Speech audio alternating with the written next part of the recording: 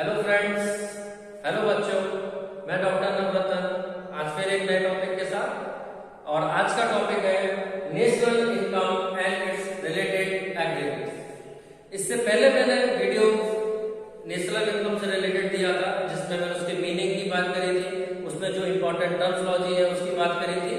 अगर आपने पहले वो वीडियो नहीं देखा है तो प्लीज पहले आप उस वीडियो को देखें, उसके बाद ही इस वीडियो को देखें, क्योंकि वो उस वीडियो के कंक्लूजन में ये सेकंड वीडियो में आज इसका तैयार कर रहे हैं। चलिए आज स्टार्ट करते हैं नेशनल इनकम और उसके एक्टिविटीज।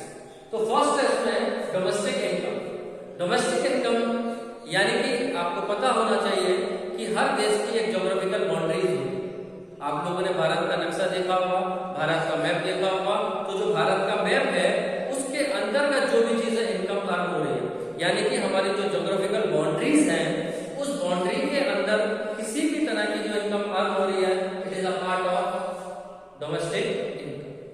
चलिए एक डेफिनेशन के थ्रू इसको समझने की कोशिश करते हैं।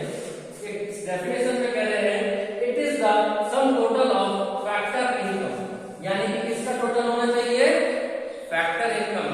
और फैक्टर इनकम को मैं पहले भी आपको ऑलरेडी बता चुका हूं फैक्टर इनकम क्या होती है। आज जल्दी से इसको रिपीट करते हैं। फैक्टर इनकम में 4 फैक्टर्स होते हैं, लैंड, लेबर, कैपिटल और एंटरप्रेन्योर। तो इसमें हम जो फैक्टर इनकम है उसको हमको यहाँ पे चाहिए सम, यानी कि उन सबका क्या चाहिए, टोटल। चाहे वो लैंड से हो, चाहे लेबर से हो, चाहे एंटरप्रेन्योर से हो, चाहे वो कैपिटल से हो, उन सभी इनकम को हम यहाँ पे कर देते हैं, जोड़ देते हैं। Earn with the domestic territory, ये बहुत मेन पॉइंट है कि domestic territory of a country. देखिए डोमेस्टिक टेरिटरी जैसे मैंने अभी आपको बताया कि हर देश की एक ज्योग्राफिकल बाउंड्री होती है, तो जो ज्योग्राफिकल बाउंड्री होती है that is called domestic territory. यानी कि भारत के अंदर हम काम कर रहे हैं तो भारत के अंदर जितने भी स्टेट और सेंट्रल स्टेट्स आते हैं, यूनियन टेरिटरी आती है, उन सब में जितना भी इनकम अर्न हो रही है, क्या हम कौन सी इनकम को लेंगे, फैक्टर इनकम को लेंगे। तो जितनी भी इनकम अर्न हो रही है और हमारे देश की ज्योग्राफिकल बाउंड्री के अंदर अर्न हो रही है, it is a part of domestic. अब इसको कैलकुलेशन के पॉइंट ऑफ व्यू से हम इसमें दो चीजें कंसीडर करते हैं। डोमेस्टिक इनकम में हम केवल दो चीजें कंसीडर करते हैं, एक रेजिडेंट ऑफ आवर कंट्री और दूसरा non resident with the country. देखिए रेजिडेंट ऑफ आवर कंट्री से रिलेटेड और non resident of our country से रिलेटेड मैंने आपको जो टर्म्स कंडीशन होती है वो ऑलरेडी मैंने इससे पहले वाले वीडियो में बता दिया, और इसके लिए मैंने एक स्पेशल वीडियो भी बनाई है जिसमें हम रेजिडेंट ऑफ अ कंट्री और non resident of a country में डिफरेंशिएट भी किया है, विद एग्जांपल मैंने आपको उसमें समझाया है। तो आप जाके पहले उस वीडियो को भी चेक कर सकते हैं कि रेजिडेंट ऑफ अ कंट्री कौन कहलाते हैं और non resident of a country कौन कहलाते हैं। चलिए यहाँ पे हम जो दो चीजें कंसीडर करते हैं डोमेस्टिक इनकम के पॉइंट ऑफ व्यू से, तो पहली इनकम कौन सी इनकम, जो कि रेजिडेंट ऑफ अवर कंट्री, यानी कि जो भारत के निवासी हैं, जो इस साल से भारत में ज्यादा रह रहे हैं या उनका इकोनॉमिक इंटरेस्ट भारत में है, वो हमारे रेजिडेंट ऑफ अवर कंट्री कहलाते हैं। तो उनकी इनकम को भी हम यहाँ पे क्या करते हैं, कंसीडर करते हैं। प्लस हम यहाँ पर non resident with the country, यानी कि जो भारत में जिसका इकोनॉमिक इंटरेस्ट नहीं है उसको भी हम यहाँ पर इसकी इनकम को कैलकुलेट करते हैं। यानी कि क्यों ऐसा क्यों करते हैं, क्योंकि अगर कोई बाहरी व्यक्ति भी अगर यहाँ पे आके कमा रहा है या यहाँ पे आकर कोई चीज को प्रोड्यूस कर रहा है, इट इज अ पार्ट, यानी कि वो हमारी जीडीपी का ही पार्ट है।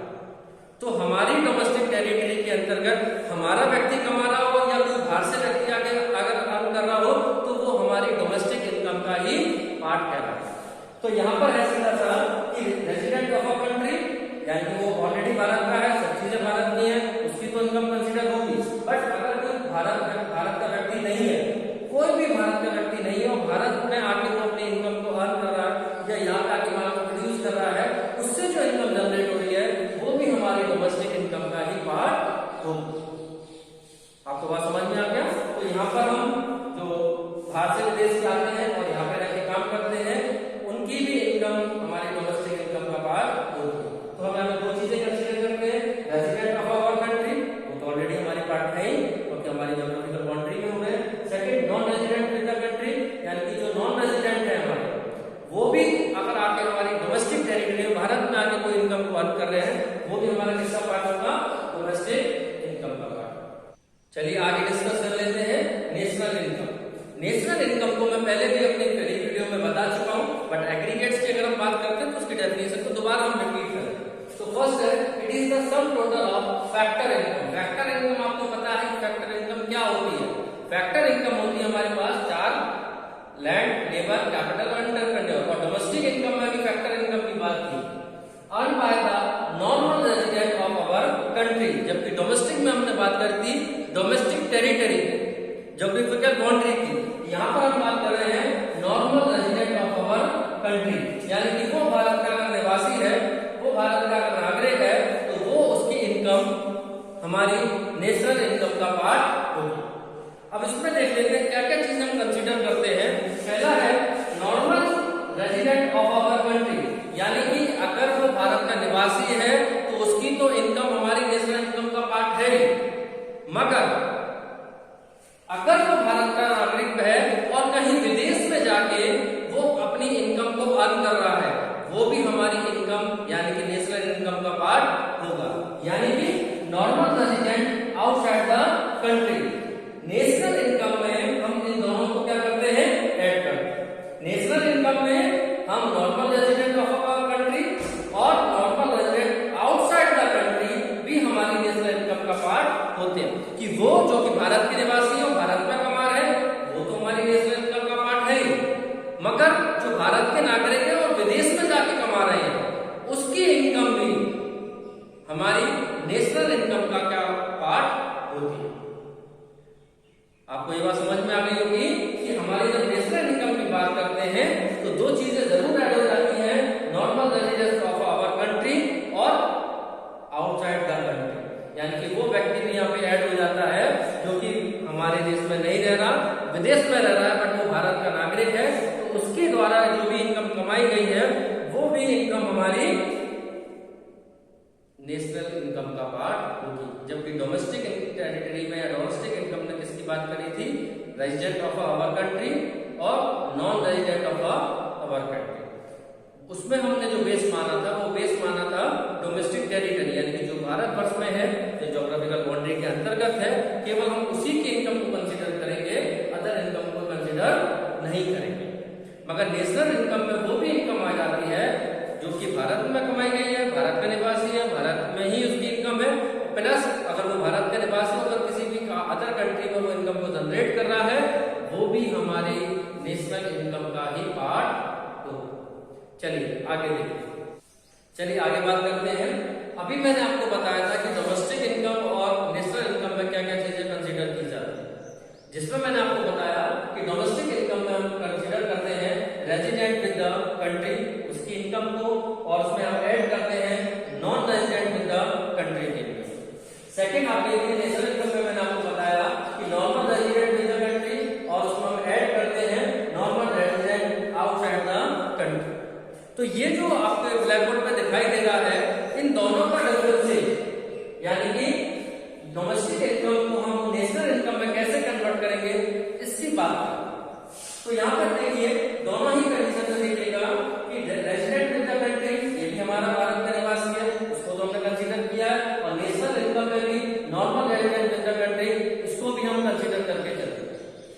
अब यहाँ पर जब डोमेस्टिक से हम नेशनल इनकम में आएंगे, तो डोमेस्टिक इनकम जो आपको दी गई है, तो डोमेस्टिक इनकम में से हम non resident with the country, यानी कि ये जो पार्ट है, यानी कि non resident with the country को उसमें से क्या कर देंगे, माइनस कर देंगे।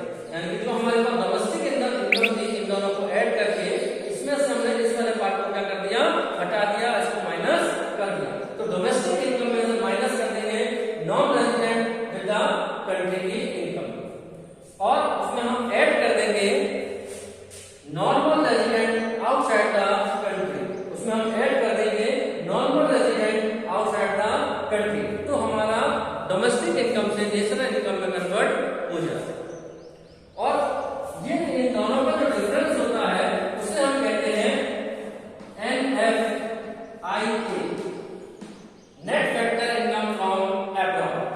Net factor income from abroad का मतलब है कि ये दोनों का जो डिफरेंस हो रहा है, यानी कि non resident with the country and normal resident outside the country का जो डिफरेंशिएट है, वो हमारा कहलाएगा NFI। तो यानी कि हम जब कैलकुलेट करेंगे डोमेस्टिक इनकम आपको दी गई है, तो हम नेशनल इनकम को कैसे निकालेंगे, और हम नेशनल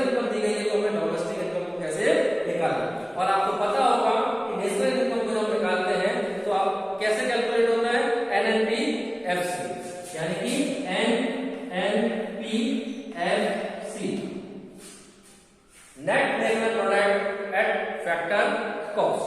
इसी तरह जब हम डोमेस्टिक की बात करते हैं तो क्या आता है हमारे पास, क्या कहते हैं, NDP, यानी कि डोमेस्टिक इनकम को हम कहते हैं NDP eight factor cost, net domestic product at factor cost, यानी कि नेशनल इनकम में और डोमेस्टिक इनकम में केवल D का फर्क होता है, D फॉर डोमेस्टिक इनकम और N फॉर नेशनल। इसके बाद जो नेक्स्ट एग्रीगेट है उसकी हम बात करते हैं। चलिए आगे बात करते हैं। आगे हम बहुत इंपॉर्टेंट टर्मिनोलॉजी की बात करने जा रहे हैं और आपको ये अच्छी तरह समझ में आना चाहिए। आप पेन कॉपी रजिस्टर वगैरह लेके बैठे और ये चीज नोट करें, क्योंकि अगर आपने ये चीज समझ ली तो नेशनल इनकम आपके लिए बहुत इजी हो जाएगी। चलिए स्टार्ट करते हैं। तो यहाँ पे हमने बात करी है ग्रॉस।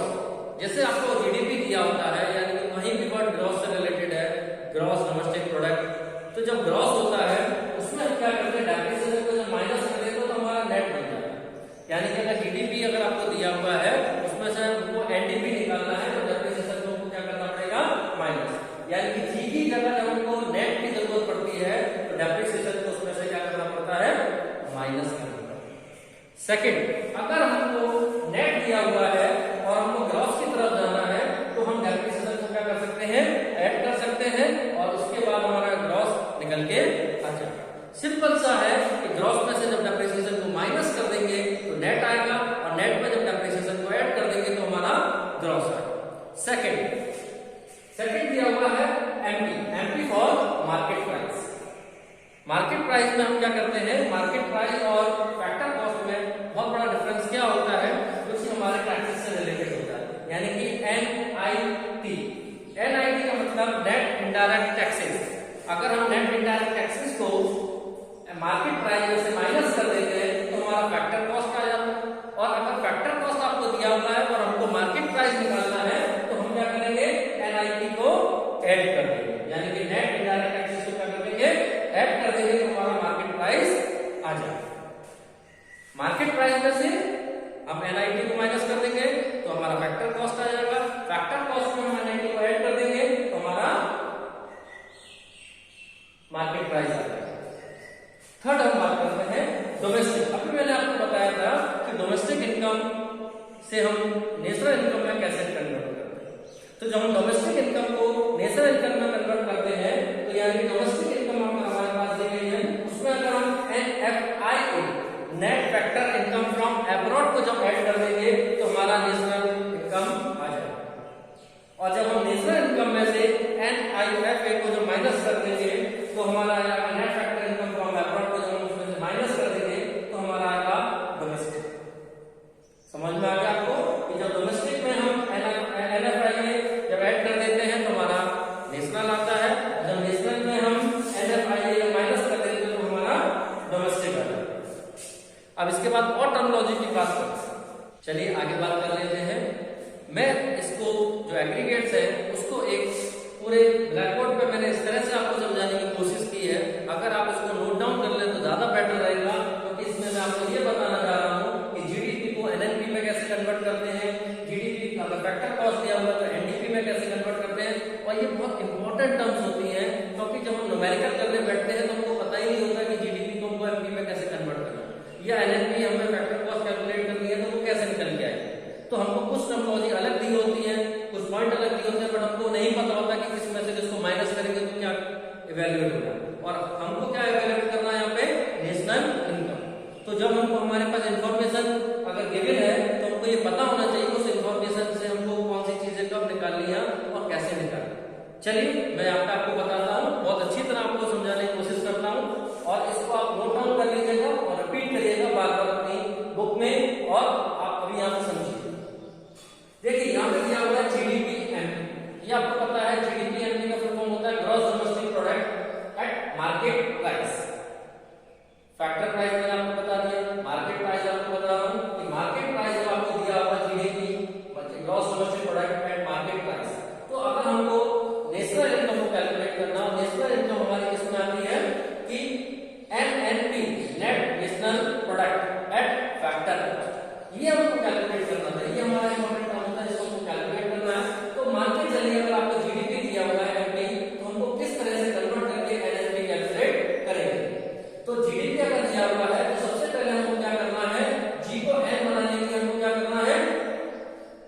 डेप्रिसिएशन को क्या करना पड़ेगा, माइनस करना पड़ेगा। डेप्रिसिएशन को हमको क्या करना पड़ेगा, माइनस करना पड़ेगा। तो हमारा क्या हो जाएगा, नेट। सेकंड यहाँ पे एनपी दिया हुआ है और यहाँ पे आपको एफसी दिया हुआ है। तो मैंने आपको डिफरेंशिएट करके बताया था कि अगर आपको मार्केट प्राइस दिया हुआ है तो एनआईटी आपको उसमें से माइनस कर देंगे तो फैक्टर कॉस्ट आ जाएगा। तो हमने यहाँ पे क्या करना, सेकंड पॉइंट हमने लिया, एमटी को माइनस फैक्टर कॉस्ट में कन्वर्ट करने के लिए एनआईटी इसमें से क्या कर दिया हमने, माइनस कर दिया। जब हमने एनआईटी माइनस कर दिया मतलब नेट इनडायरेक्ट टैक्सेस को जब हम माइनस कर देंगे तो ऑटोमेटिक हमारा फैक्टर कॉस्ट आ जाएगा। अब डोमेस्टिक को जब हम नेशनल बनाते हैं तो मैंने अभी आपको बताया था कि डोमेस्टिक से जब हम नेशनल बनाते हैं तो हम एनएफआईए को क्या कर देते हैं, ऐड कर देते हैं, net factor income from abroad. यानी कि जीडीपी में जब हम जी में से हम डेप्रिसिएशन को माइनस करेंगे तो एन आ जाएगा, मार्केट प्राइस में से हम इनडायरेक्ट टैक्सेस को माइनस करेंगे तो आपका फैक्टर कॉस्ट आ जाएगा। और डोमेस्टिक से जब हम नेशनल की तरफ आएंगे तो हमको एनआईए ऐड करना पड़ेगा, यानी कि net factor income from abroad. समझ में आ गया। और इसका हम वाइस वर्सा भी कर सकते हैं। अगर मान के चलिए एनएफपी दिया हुआ है फैक्टर कॉस्ट और हमको जीडीपी मार्केट प्राइस कैलकुलेट करना है तो हम क्या करेंगे, एनएफआईए को माइनस कर देंगे, एनआईटी को हम ऐड कर देंगे और डेप्रिसिएशन को हम क्या कर देंगे, ऐड कर देंगे। तो अगर हमको एनएफपी एफसी दिया हुआ है तो ये जो आपको माइनस के दिख रहे हैं इनको ऐड कर दीजिए और ये जो प्लस का दिख रहा है इसे माइनस कर दिए तो आपका क्या आ जाएगा, GDP at market price. Secondly GDP at factor cost, यानी कि ऑलरेडी ये फैक्टर कॉस्ट में है और हमको क्या कैलकुलेट करना है, एनडीपी एट मार्केट प्राइस। तो देखिए जी को जब हम एन में कन्वर्ट करते हैं तो मैंने आपको पहले भी बताया डेप्रिसिएशन को जैसे माइनस करेंगे तो जी हमारा किसमें कन्वर्ट हो जाएगा, एन में कन्वर्ट। अब यहाँ पे देखिएगा जीडीपी दिया हुआ है, यहाँ पे भी जीडीपी दिया हुआ है, डोमेस्टिक की बात यहाँ पे भी है, डोमेस्टिक की बात यहाँ पे भी है, तो एनएफआईए का कोई मतलब नहीं। अब यहाँ पे यहाँ पे आपको दिया हुआ फैक्टर कॉस्ट और फैक्टर कॉस्ट को हमको किससे कन्वर्ट करना है, मार्केट प्राइस से कन्वर्ट करना है। तो फैक्टर कॉस्ट में जैसे ही हम एनआईटी जोड़ देंगे तो हमारा क्या आ जाएगा, मार्केट प्राइस। और आगे देखते हैं कि अगर एनडीपी मार्केट प्राइस आपको दिया हुआ है और हमको जीडीपी फैक्टर कॉस्ट निकालना है तो हम क्या करेंगे, एनआईटी को उसमें से माइनस कर देंगे और डेप्रिसिएशन को उसमें ऐड कर देंगे तो हमारा आ जाएगा GDP at factor cost. Third condition समझते हैं, आपको दिया हुआ जीएनपी एट मार्केट प्राइस, यानी कि gross national product at market price, आपको चाहिए net national product at market price. तो हम जब जी को जब एन में कन्वर्ट करेंगे कि ऑलरेडी आपका एन है, ये भी आपका प्रोडक्शन है, ये भी आपका प्रोडक्ट है, ये भी मार्केट प्राइस है, ये भी मार्केट प्राइस है, तो डिफरेंस किसका है, यहाँ जी है और यहाँ पे क्या है, एन। या ग्रॉस की बात कर रहे हैं, यहाँ पे हम नेट की बात कर रहे हैं। तो सिंपल मैंने आपको बताया था जब ग्रॉस में से डेप्रिसिएशन माइनस कर देंगे तो हमारा क्या आ जाएगा, नेट आ जाएगा। और अगर आपको एनएनपी एमपी दिया हुआ और हमको जीएनपी कैलकुलेट करना है तो हम क्या करेंगे, डेप्रिसिएशन में यहाँ पे क्या कर देंगे, ऐड कर देंगे तो हमारा जीएनपी एट मार्केट प्राइस आ जाएगा। फोर्थ, अगर आपको एनएनपी एट फैक्टर कॉस्ट दिया हुआ, net national product at factor cost दिया हुआ है और आपको एनएनपी मार्केट प्राइस कैलकुलेट करना है तो सिंपल मैंने आपको बताया था कि मार्केट प्राइस में जब हम एनआईटी जब माइनस कर देते हैं तो फैक्टर कॉस्ट आता है और जब फैक्टर कॉस्ट में जब एनआईटी जब ऐड कर देते हैं तो हमारा मार्केट प्राइस आ जाता है। इसमें डिफरेंस देखिए, N N N N P P, यानी कि दोनों चीज सेम है बट डिफरेंस किसका है, फैक्टर कॉस्ट, और यहाँ डिफरेंस किसका है, मार्केट प्राइस। तो हम क्या करेंगे, अगर फैक्टर कॉस्ट है और एमपी निकालना है तो हम एनआईटी को ऐड करेंगे, अगर एमपी दिया हुआ है फैक्टर कॉस्ट निकालना है तो हम एनआईटी को माइनस करेंगे। क्लियर। इसी तरह से देखिए यहाँ पे जीएनपी दिया हुआ है, यहाँ पे एनएनपी दिया हुआ, मार्केट प्राइस सेम है, ये भी आपका सेम है, तो यहाँ पर हमको डिफरेंशिएट क्या करना है, जी और एन, यानी कि ग्रॉस एक तरफ नेट। तो अगर हम डेप्रिसिएशन ग्रॉस में से माइनस कर देंगे तो नेट आ जाएगा और नेट में से डेप्रिसिएशन को माइनस कर देंगे तो ग्रॉस आ जाएगा। तीसरा, यहाँ पर फिर तो रिपीट कर रहा हूँ कि जीडीपी दिया हुआ है, जीडी जी और यहाँ पे एन, एक एक पॉइंट करके आप चलेंगे। तो जी में से जब हमको एन बनाना है तो क्या करना है, डेप्रिसिएशन को माइनस करना है। डी को जब हमको डी बनाना है कोई दिक्कत नहीं है क्योंकि ऊपर भी डेमोस्ट्रेट दिया हुआ है, यहाँ पे भी डेमोस्ट्रेट दिया है, पी ऑलरेडी यहाँ पे दिया हुआ, पी ऑलरेडी यहाँ पे। प्रॉब्लम कहाँ पे है कि यहाँ फैक्टर कॉस्ट है सर और यहाँ पे हमारा क्या है, मार्केट प्राइस। तो फैक्टर कॉस्ट को मार्केट प्राइस में हम कैसे निकालेंगे, एनआईटी को ऐड। फिर आ जाइए आप, जीडीपी यहाँ पे दिया हुआ है एमपी मार्केट प्राइस पे और एनएनपी दिया हुआ है यहाँ पे फैक्टर, यानी ये टोटली डिफरेंस है। जी को जब हम एन में लाएंगे तो डेप्रिसिएशन को माइनस करेंगे, डी को फिर हम एन में लाएंगे तो हम यहाँ पे एनआईएफए को माइनस ऐड करेंगे, यानी कि net factor income from average. तो जब डोमेस्टिक से जैसे हम नेशनल इनकम पे लाते हैं तो एनआईएफए को हम क्या करते हैं ऐड। प्रोडक्ट ऑलरेडी दिया हुआ है, यहाँ पे भी प्रोडक्ट की बात कर रहे हैं, यहाँ पे हम मार्केट प्राइस की बात कर रहे हैं, हम फैक्टर कॉस्ट की बात कर रहे हैं। जब मार्केट प्राइस और फैक्टर कॉस्ट दिया होता है तो सिंपल से आपको मैंने बता चुका हूँ कि मार्केट में से हम जब एनआईटी को जो माइनस कर देंगे, इनडायरेक्ट टैक्सेस को माइनस कर देंगे तो हमारा फैक्टर कॉस्ट आ जाएगा। तो ये एक सिचुएशन मैंने आपको यहाँ पे बताई, जो अलग अलग टर्मिनोलॉजी यहाँ पे आपको जो मैंने बताई वो आपको न्यूमेरिकल में दी गई। अगर आपको ये समझ में आ जाएगा तो न्यूमेरिकल आप बहुत आसानी से निकाल सकते हैं, और आपके न्यूमेरिकल में सबसे ज्यादा हेल्पफुल ये पूरा चार्ट है। तो आप प्लीज इसको नोट कर लीजिए, और अगली क्लास में हम बात करेंगे मेथड ऑफ नेशनल इनकम। तो आज केवल इतना ही। Thank you, have a nice day.